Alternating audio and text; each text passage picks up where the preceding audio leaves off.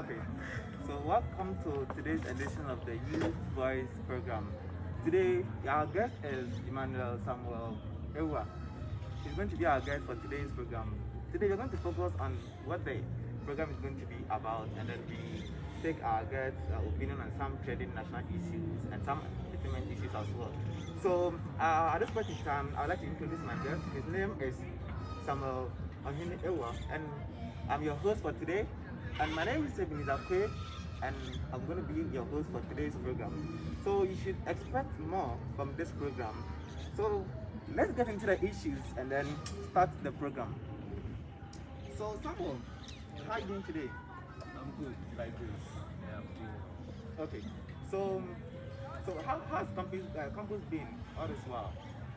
Well, this semester so far, we can't compare it to last semester, but we are coping. Everything is going as expected. There are a few surprises here and there, but we believe we can. Yeah. Okay. So that's so good. I'm also doing very well, my gosh. Okay. So Yeah, I forgot to ask about you. Okay. So how is the COVID now and its compliance in recent times? How do you see people's compliance to the COVID-19 protocols? How do you see it? I can't speak for everybody. Okay. But for what I've seen, most Ghanaians are relaxed.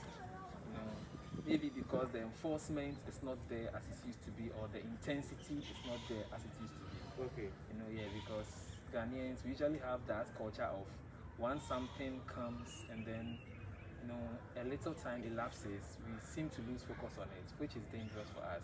We should keep adhering to the rules, just like we did during the period of lockdown and when it came fresh. It will go a long way to help us. Okay, so that's so nice. Recently, when you look around and then when you're in town, you normally see people the rate at which when the wear the mask has reduced as compared to recent times. What do you have to say about it? Do you think the COVID is going, or it's gone, is no more, or what? Well, as to whether the COVID is going or not, I think the health experts may be in a better position to state that. But as long as we've not heard any declaration from the World Health Organization, I think it's best that we continue adhering to the rules. You work in town. Sometimes I'm a corporate myself. This whole face mask thing sometimes is exhausting. Yeah, but then we will have to take necessary risks. There are some things that we don't have to put ourselves in the hands of sickness. There are rules that we need to follow. Okay. The way we used to follow it when it came fresh, that's the same thing we need to do in order to ensure safety and reduce the spread. Okay, so that's so good. So recently, currently, like for about 2 days now, students have been complaining. Students of the University of Education, WINNEBA, have been complaining that their results have been removed from their portal. What do you have to say about that? And you as a student, how do you feel about that? Yeah, I'm speaking subjectively. For me, it came as a surprise because we were not privy to any announcements or something like that.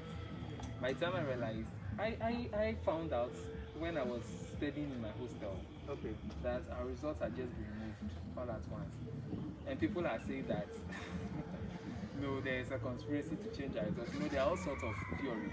But then I think that this school is a hierarchically structured organization, and such actions, I believe they've gone through the right, they've gone through the right channel before they've taken that. Yeah. So whatever it is, I think students should exercise patience. Maybe they didn't communicate it well to us. So then we should exercise patience. I think at the right time, with the right people, give us the right information. Okay, so at the moment, talking about results issues and all that, we are all students, and previously when you go to our portal, the results were there, you can access it. Though not all results have been released, there are some courses that have their results pending or something like that, because you don't know actually what the problem is. You get it. So let's go into the news and then get into the issues and then ask some more questions on the issue.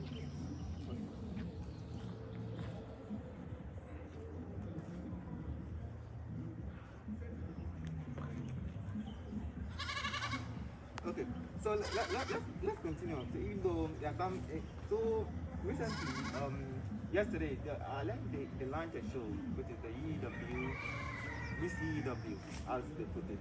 Yeah. You heard about it. How do you see the whole program?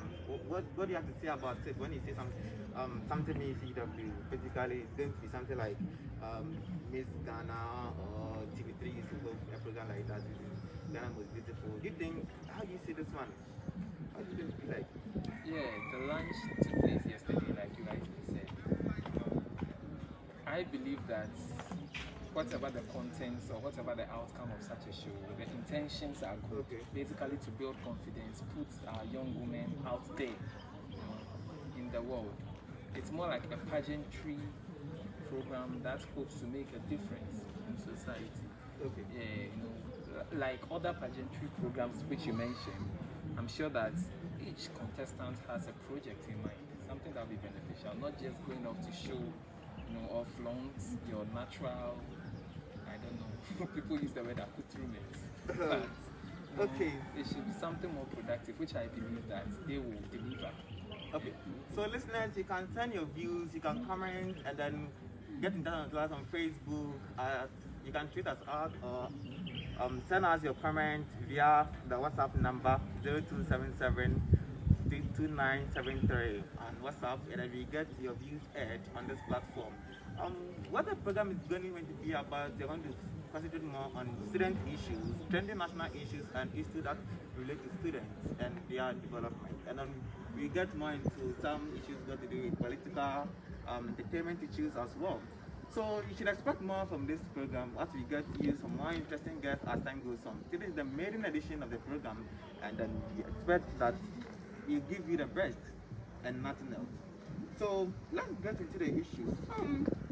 Yesterday, the president of Ghana launched the Green Ghana project. What do you have to say about it? Yeah, I was very excited. It is an initiative of the best caliber. Okay. Yeah, the intentions, the expected outcome is going to be marvelous, because we look around, there is so much deforestation going on. Okay. And what people overlook most of the time is basic science. When the last tree dies, the last man dies. Okay. These trees that we see that we are, lumbering for certain things, we have people who cut down trees without replacing them.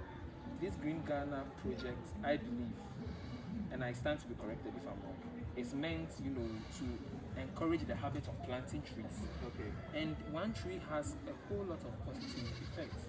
There is food, there is furniture, even the basic one, the oxygen it gives us. Okay. Yeah, so this whole Green Ghana project, if it is well coordinated,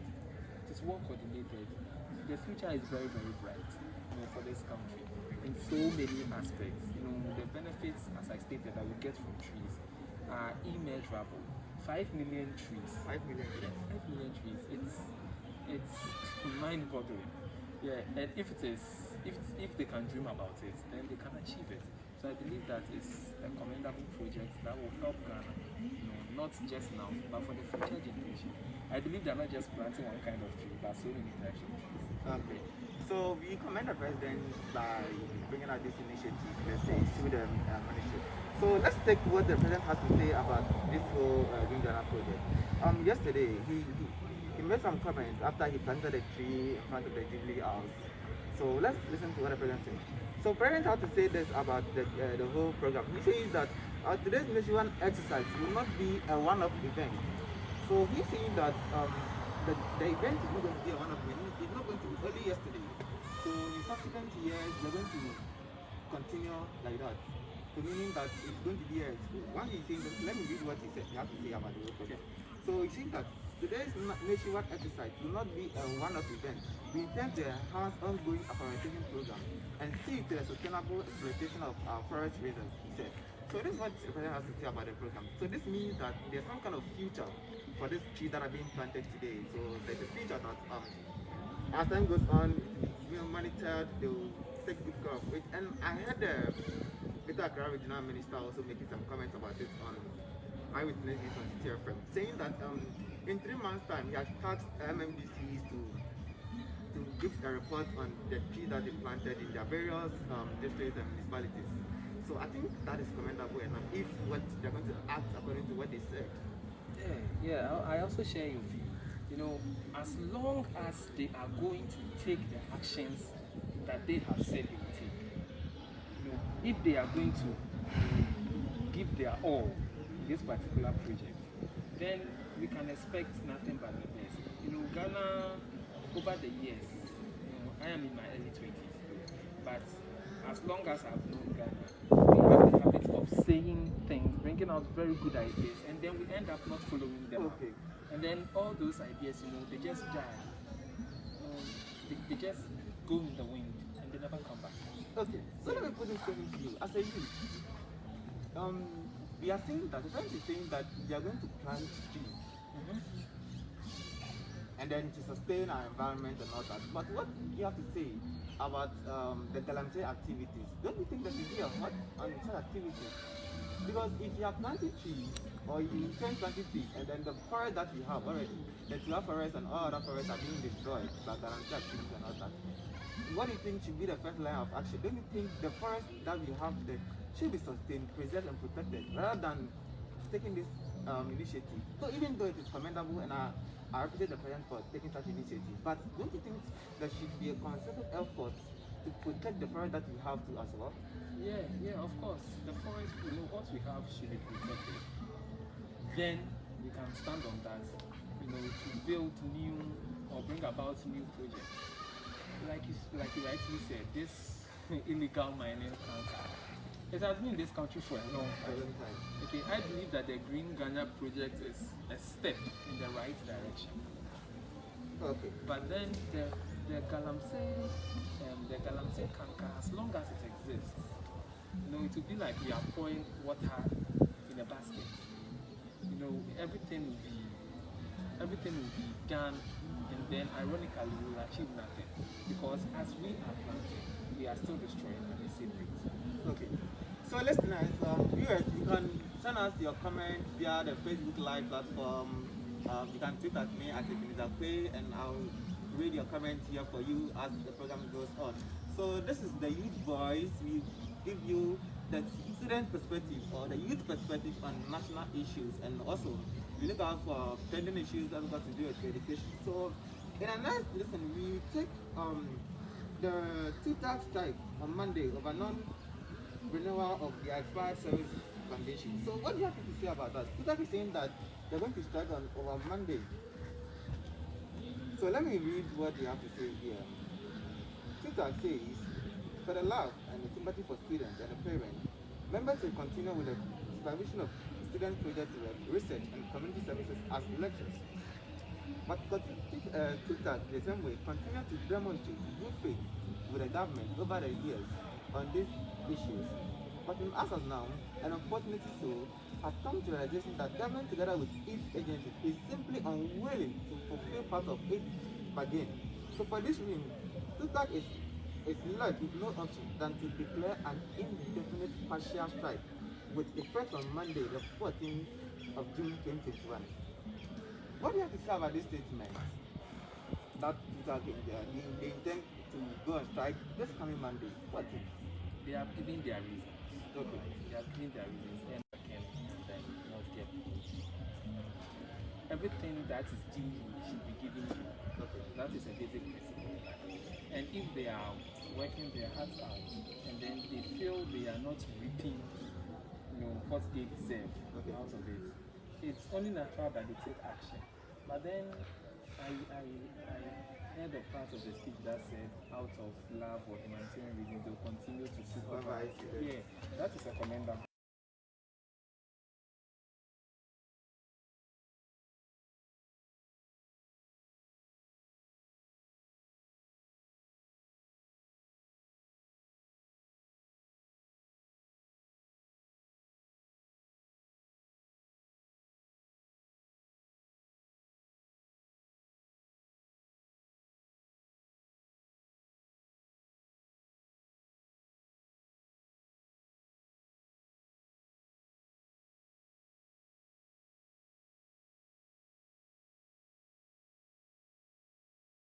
We have still been engaging government to get us a new condition of service, but to no avail. So their service accommodation expired as of 2006. Wow. And then the next issue, or the next issue that they raise is that through the government, though the government has agreed in writing that they're going to enjoy the same condition of service comparable to the traditional universities, that is yet to be implemented. So in this case, TUTAC, which is the Tertiary University Education Association, are saying that they want to now their various institutions have been aggregated, so you don't no longer tell them technical universities. Most of them are now They're not universities. yes. Now we no longer have Accra Polytechnic anymore. It is now Accra Technical University. So it is now University on Eating. Then the thing is, the needful should be done. Okay. The needful should be done. You know, all these things, one way or the other, they go.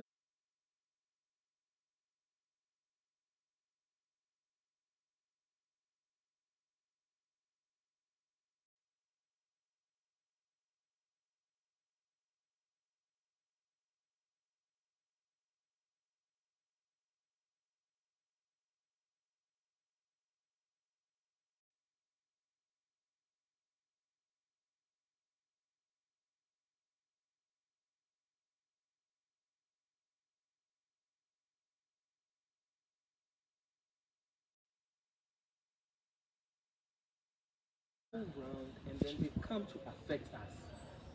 You know, whether you are a technical university or you're a technical university student or not, it affects you in a way because if it affects one youth, it in turn affects every other youth in the country. You know, the needful should be done. It's 2006. It's way, you know, the story is way too unbelievable. You know, 2006 to 2021, what are authorities doing? What are they doing? If the issue is disturbing. It's disturbing, and then those who have to pay for it are not those who are supposed to do their job, but those who are supposed to benefit. You know, and these students in question have, I don't know, paid tuition fees or something. And if they have paid, they should, you know, enjoy what they paid for. It shouldn't be an external factor, something out of the students' control that will come and affect them, like teachers going on strike because, you know, leadership have failed to hold their end of the bargain. Okay. Yeah, so something like this, it's disturbing. They should listen to our voice, they should listen to what we are saying, and then do the needful for our brothers and sisters. Okay. Thank you. Okay, thank you very much for your view on this. And then, okay, so now let's get into some other issues. Now, you've heard about the Ghana protesters. You've heard about them. Fix the country, right? Yes. You've heard about them. Yeah. You've heard about this protest that started about 2 months ago, and it's still in the trends. What do you have to say about it as a student? Do you think they have reasons to go on demonstrations? Yeah, in Ghana, demonstration has been the channel. You know, maybe you say something for a long time and then it seems you are not getting the right feedback or the expected feedback. You know, we tend to demonstrate. Demonstrations have been in our history as far back as the 90s. You know,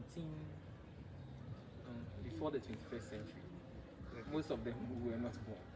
But then you see, I believe that going on a physical demonstration, the one with the billboards and all those things, in this particular era that we are, this pandemic era, it's not advisable. I think we should make use of the technology that we have. We go on social media. I think this hashtag started on social media. Yes, on social media. Yeah, fix the country. Yeah, Twitter. And it's gone over all social media. You see it on Facebook, everywhere you go. Exactly. It's as effective as it was, as effective as it has proven to be, I think the authorities have heard it. You know, I believe that the country needs to be fixed. I am a youth. Okay, I'm in school right now. Okay. I might come outside and then face unemployment. Okay. It's a realistic possibility. So if the country is fixed, it gives the hope that, you know, your strife in school learning will not be in vain, since you get the assurance that when you come out, there's a high chance that you get employed. But then I believe that going on the streets, you know, to demonstrate, if it's a peaceful demonstration, all right. But then this is COVID-19 era.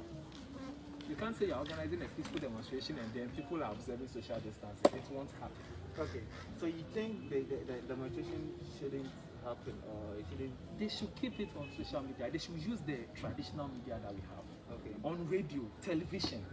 We can use that. You know, because going on this demonstration, anything can happen. Okay. Even we are in this country and then peaceful demonstration tend to violent protests. Okay. You know, and not even the violence aspect concerns me so much as the pandemic thing. So this is a pandemic. I don't think that everyone who goes to the demonstration will be tested. I don't know if they will find a way of doing that. And again, this is my view.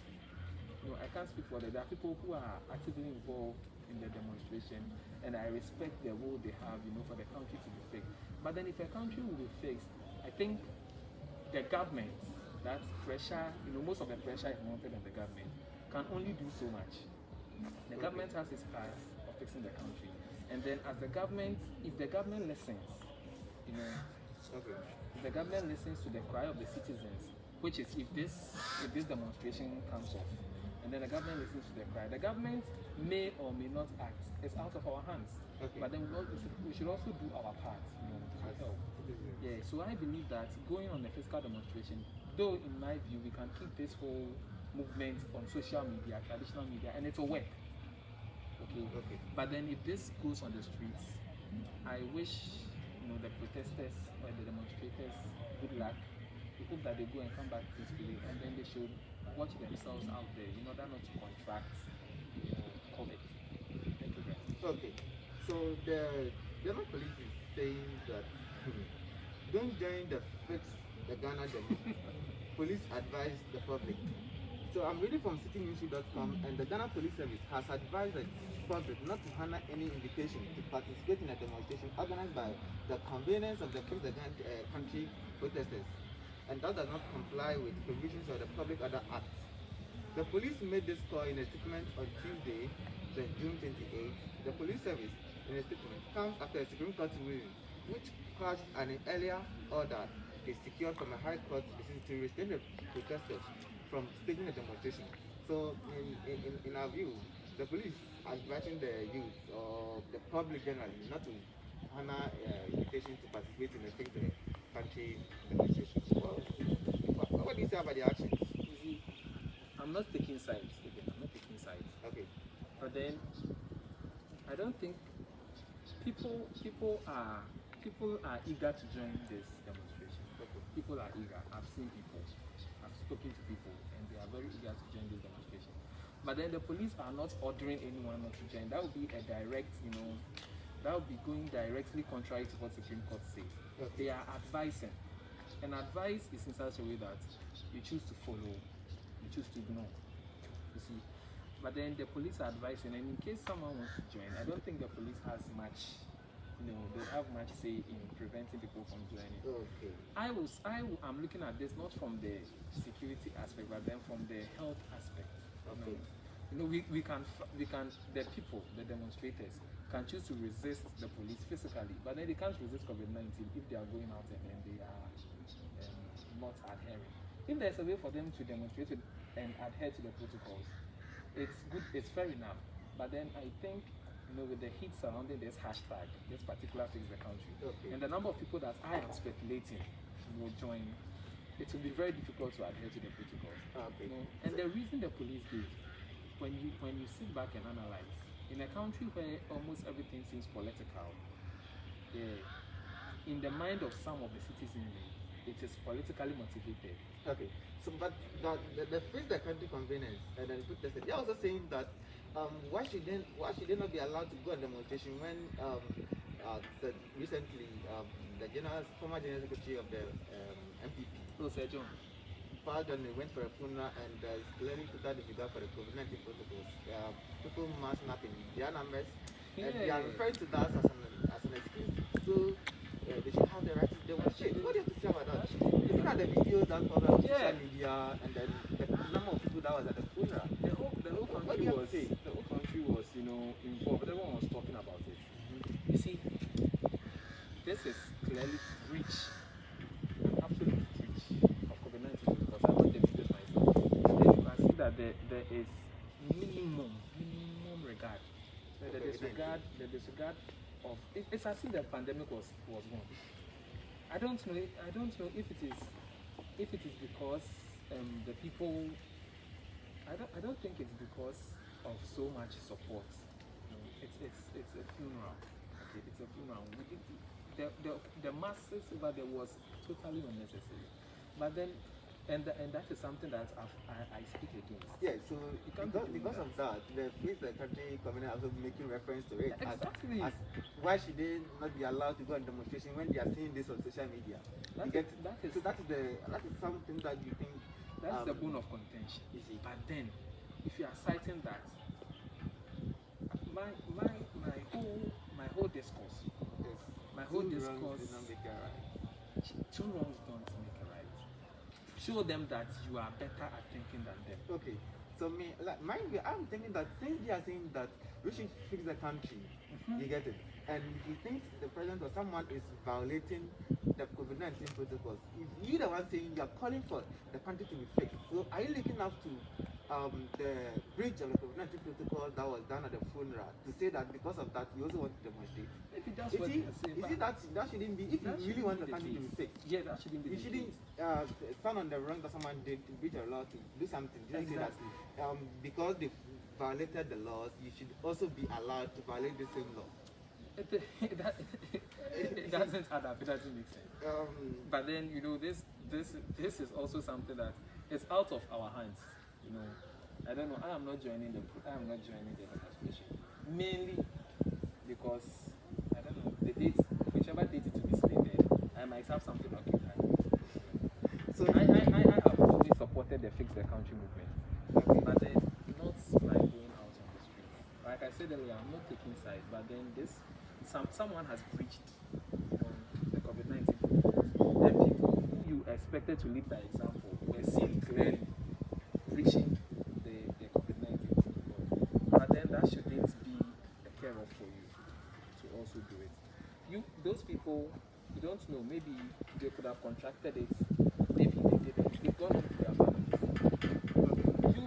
You go and come all the time, and then this demonstration might be a place where it's very easy to get this virus. I don't know their healthcare precautionary they take before going home, but then you might easily infect or pass the virus on to a young child living in your house unintentionally. So I am advising that they can keep this on social media.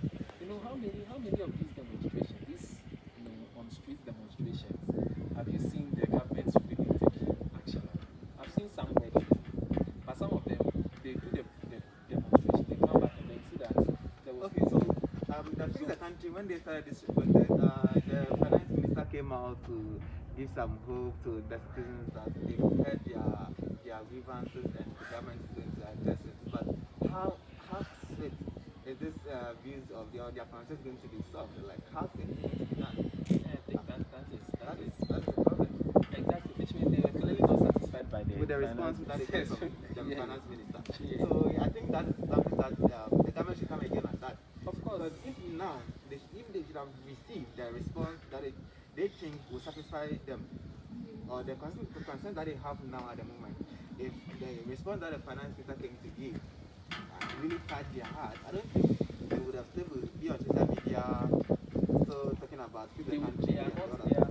They are not satisfied with the response that they got from that is basically because they don't want a verbal response. They want to see action.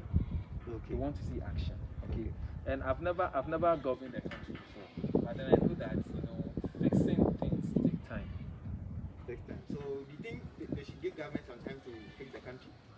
Well, I won't talk for them, but in my view, fixing a country like Ghana will take time because this is a country that when we are fixing, there are other people destroying it. Okay. You see, so it takes time. We should do our part, and the government, we should put pressure on the government to do their part, not necessarily by going to protest something, but then you can make use of the technology.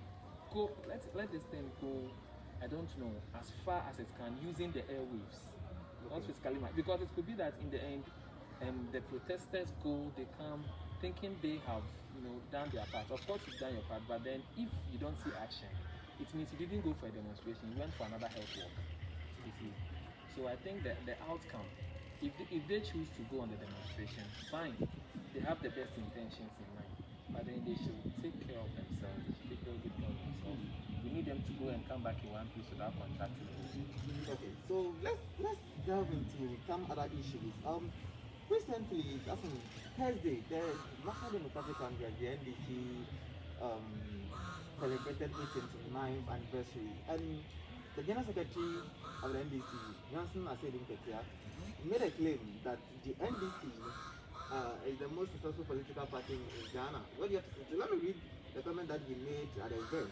So, Asedin Ketia on the day said, "You agree with me that maybe our performance will be better, but as we stand here, the NDC remains the most successful political party in Ghana since our independence. So we have every reason to be proud of our party when it comes to development. NDC arguably is a political party that has a track record that will be difficult to beat by any other political party in this country," he said. So what do you have to say about Honorable Johnson Secretary's claim as NDC being the most successful political party in the country? You know, if you put the pieces together, you don't expect anything different. He's the general secretary of a political party, and he said something like this at the political party's event. You don't expect him to say anything different. People have their views. I believe that he's saying something that he believes. It's real. Okay. I think the NDC has ruled Ghana for about 20-something years. Yeah, combined years. Yes, the year that is starting from KJ to the late combined. They've ruled Ghana more than any other political party, which means we should expect more from them if they rule the country more. You don't think so? Yeah. Because if you rule more, we should expect more. Yeah. That is the more you have, the more is required of you. Yes. Yeah, but then he is saying things. He's saying things which he believes is true. He says they are the most successful. I think in terms of development, in terms of developing the country. So he made a claim that you agree with me that maybe our performance will be better, but as we stand here, the NDC remains the most successful political party in Ghana since independence. Yeah, they've ruled the country longer. And then they talk about development. When it comes to development, the NDC is arguably a political party that has a track record that will be difficult to beat by any other political party in this country. Again, you expect him to say just that. Okay, just that people might disagree, people will agree. But I'm saying that he's doing his job as a general secretary, saying the things that he believes are right. Maybe that he's also saying it, to keep his party stronger, keep them moving forward. Then I believe if he says that the most successful party, I didn't see much of Jerry John Rawlings, the late Jerry John Rawlings' tenure. But then I believe that NDC has done marvelous in terms of infrastructure. They've done marvelously well in terms of road construction and the rest. Yeah, they've done a lot. People can argue. Everyone has their views. You don't expect someone in the opposing party to say the things that the general secretary, obviously. So you think what he said is justified, looking at what the party has done in their various regimes? Do you think what he said is justified? Certain development that he talked about, as in infrastructure, road construction and all that, hospital that is built and all that. Can you say what the general secretary said is justifiable enough? See, this question, we can take 1,000 years to debate it. We can take 1,000 years because I can name a number of infrastructural projects that the National Democratic Congress has undertaken and successfully executed. Okay, but then in my knowledge, I have said as much as I know. They can keep bringing more. And then someone is behind and say that no, they didn't do this. They didn't do this. So that is something that you have to delve into another time. Okay, so now let's get into some other issues. Today, how do you know of the Captain Polo issue? Good afternoon. The Captain Polo. Heard about it? The Captain Polo. Yeah, I did. Who did it? Okay, so today, let me read what the lawyer for Captain Polo is saying. So, Andrew Boshia, the lawyer for social media personality, Rosemont Brown, formerly known as Captain Polo, has stated that the High Court is yet to set a date for hearing the client's appeal. Rosamond Brown was handed a 90-day jail term for publishing obscene material and violating the dignity and integrity of her 7-year-old son in the nude photo she posted on social media. She is currently appealing the sentence at the High Court in Accra. So her legal team argued that the sentence meted out to the client was harsh. Akafipolu was granted bail by the Criminal Division of the High Court on Thursday, April 2021, that is 22nd of April 2021, pending the appeal. She was granted bail in the sum of 50,000 with 2 sureties. So in addition to the bail, she was required to report to the case investigator every 2 weeks and to deposit her passport in the register of the court.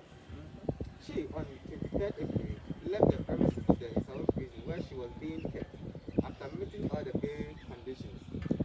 Speaking on eyewitnesses, Ms. Abasha, the lawyer for the Ekapipolo, said the High Court are being transferred to the High Court after a trial date will be set. So looking at the issue, they are saying that they are yet to set a date for its appeal. What do you have to say about that? And then I'm not a lawyer expert, but I think they shouldn't be lawyers. yes, you know. social media something. We think that is on social media. I don't mention on social media. So what do you have to say about this, her actions and the ruling that came out and the responses so far? What do you have to say about it? It's something I expected. Okay. Everything that happened, from the court prosecution to the jail sentence to the I think she didn't even finish 90 days. She appealed and then she was granted She was 80 Ghana granted cedis bail, 80,000 Ghana cedis bail. These are all things I expected. Okay. What she did was wrong, and I think that the way she was treated, the situation is quite.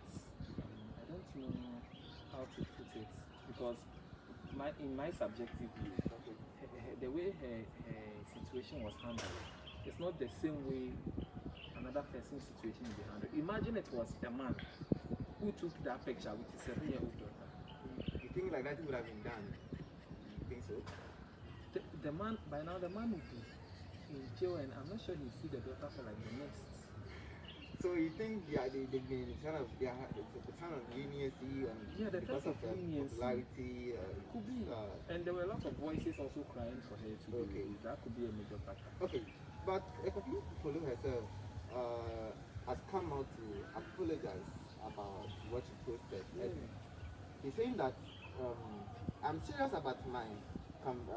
She's saying that she's very serious about her campaign against unity. That is Ekofin Polo. Yeah.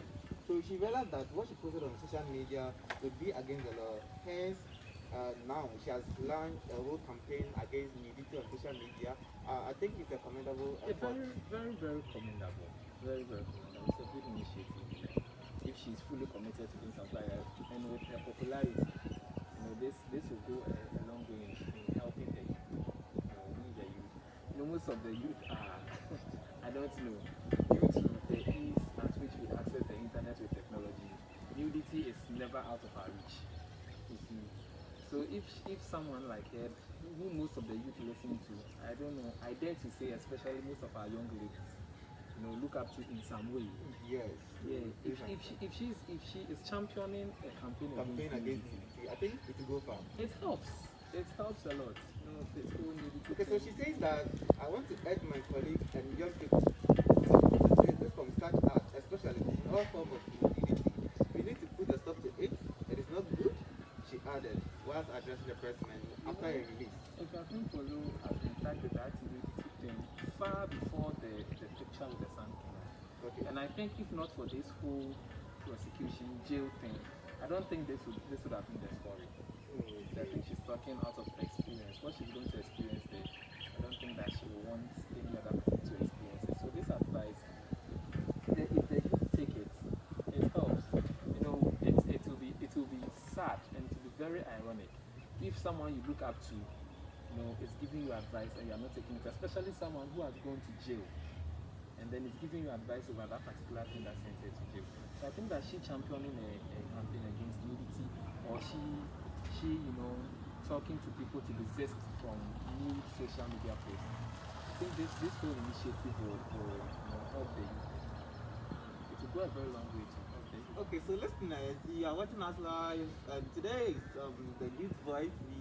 Our guest here has been Samuel OHENE EWUR, who is now giving us his voice as a student perspective, a youth perspective, at some trending national issues. So we go to our backyard, that's in the University of Education here, and then we speak about some issues that or some statement that has been released by our SRC. Okay.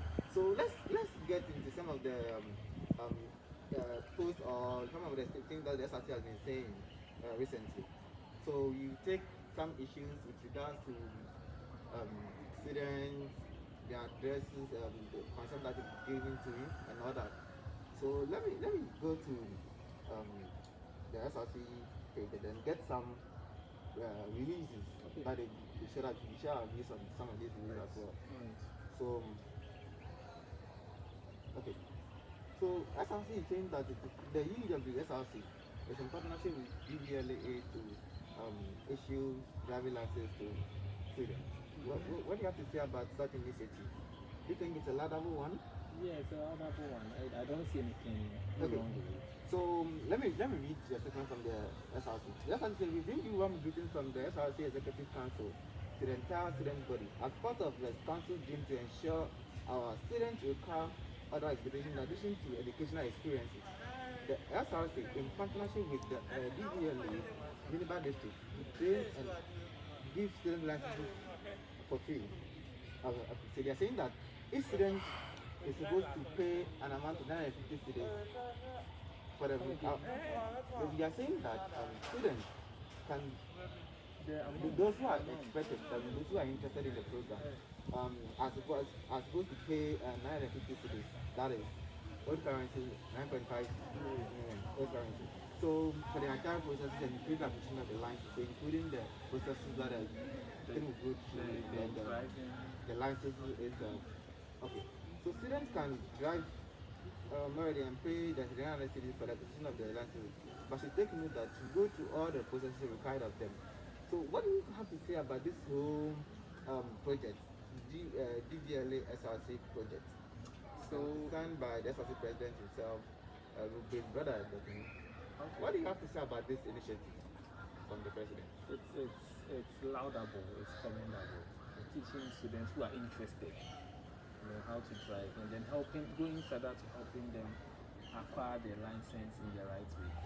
I don't know. I see this to be, something that most students should take advantage of. Okay. For us here in school, as long as you can make the time and then you have the funds. Okay. Because I think even they made it so easy that you can even pay it in installment. So that within a 3 months, you should be able to finish paying. And I think it's quite okay. Yeah, it's quite okay. If you have the funds, whether because of the whole installment flexibility. Okay. Yeah, you can pay it and then acquire your driving license in about 3 months. I don't see anything so stressful about that. So once you are interested, there's something I must commend the school's SRP for. It's not every day that the leadership of a school student will come out with such commendable ideas. Okay, so what do you think the SRC in recent times has been it's doing its work very well as compared to the previous administrations? You've been on campus for getting to a year now. What do you have to say about that? This particular SRC took office last semester. Yes. This particular board, yes, they took office last semester. And I think, even with just this DVLE, that alone, is laudable. I'm not saying it's enough, okay, but it's laudable. And so far, I think they are on the right path. They are on course. We haven't experienced their full tenure. okay. Okay, so it will be a little biased on my part to grade them or something. They might have a lot of projects in mind, but then all good things take time to execute. Okay. Yeah, so far, I think we need to see. We need to see whether we'll be disappointed in their performance or we'll be impressed. It's the onus lies is on them. The onus is on them. Okay. So far so good. You see? Yeah, so far, yeah, things are. So as a student of EEW and these are your leaders, what do you have to say? What are you expecting from the SRC?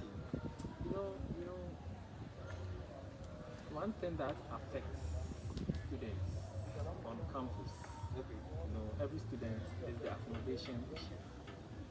And I'm using your platform, using this platform, to send a message to the SRC.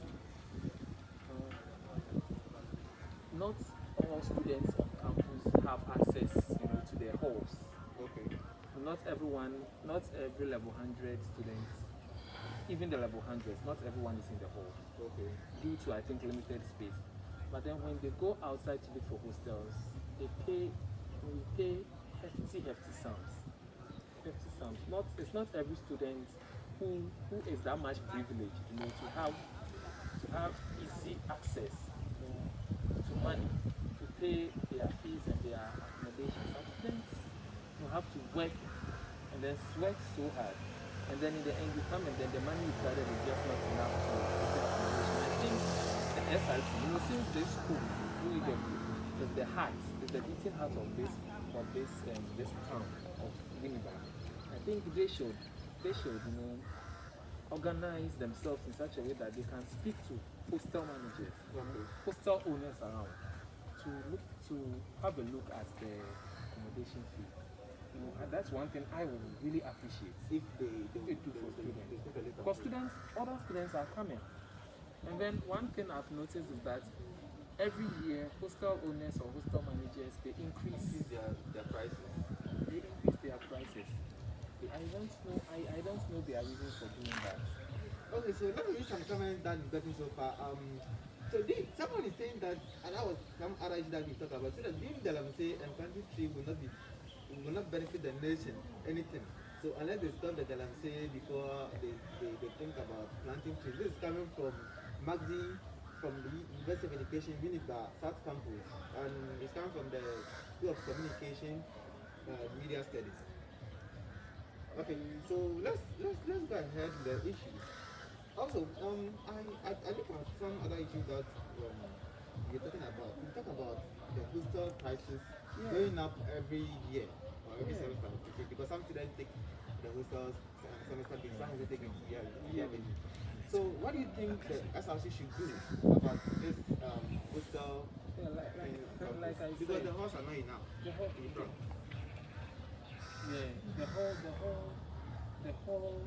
not enough. The halls simply cannot contain all the students. Okay. Tens of thousands of students. And then the space in the halls cannot contain everyone. So then I think the best thing to do, the SRC, I am appealing. I'm pleading with them.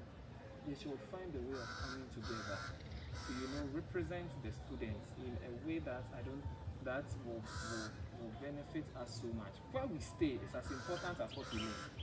Because if you don't have peace of mind in a place of residence, I don't think that students will have the peace of mind to focus in class, and that will make their entire venture in this school equal to cost 90.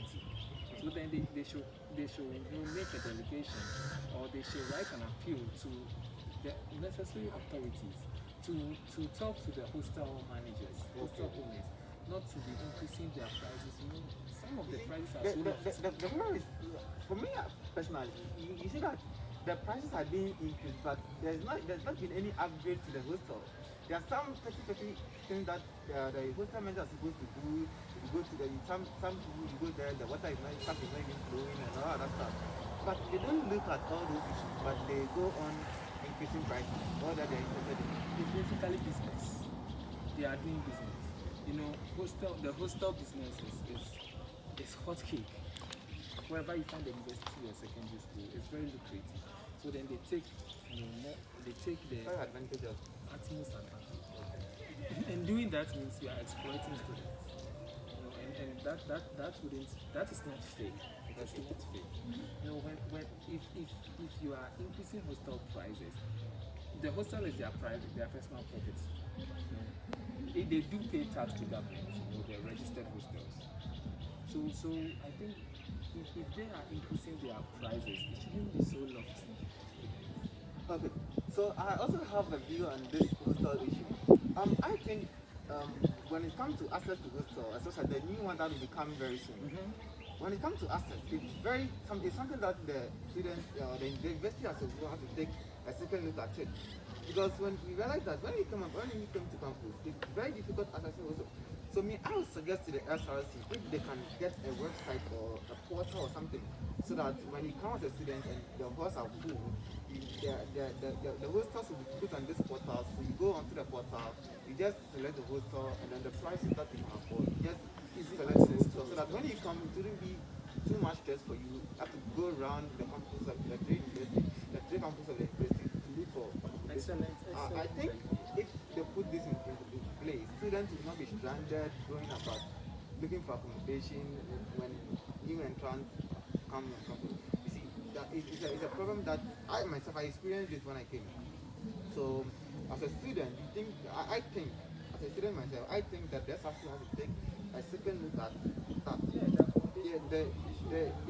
They have to put the hostels together in a website, and then ones that are not in good condition, they ask the owners to upgrade it. If there are some petty things that they are supposed to do, they should do it so that at least they will get a maximum comfort when they come to That's one thing that if the SRC takes action, we will be very grateful. Okay. For that So issue. listeners, this has been the Youth Voice. We are live on my handle. You can tweet at me at EBENEZER, and you can also comment it live on Facebook as we are going on. So we have some few minutes and we are about to end the show. So thank you for your time, for being with us all this while. Thank you. You can go on to the platform to give us your comments, your views, and get them in the subsequent submission. And what do you think that the program should focus mainly on? You can also send us your views on that as well. You can send us a message on WhatsApp 0277 512973.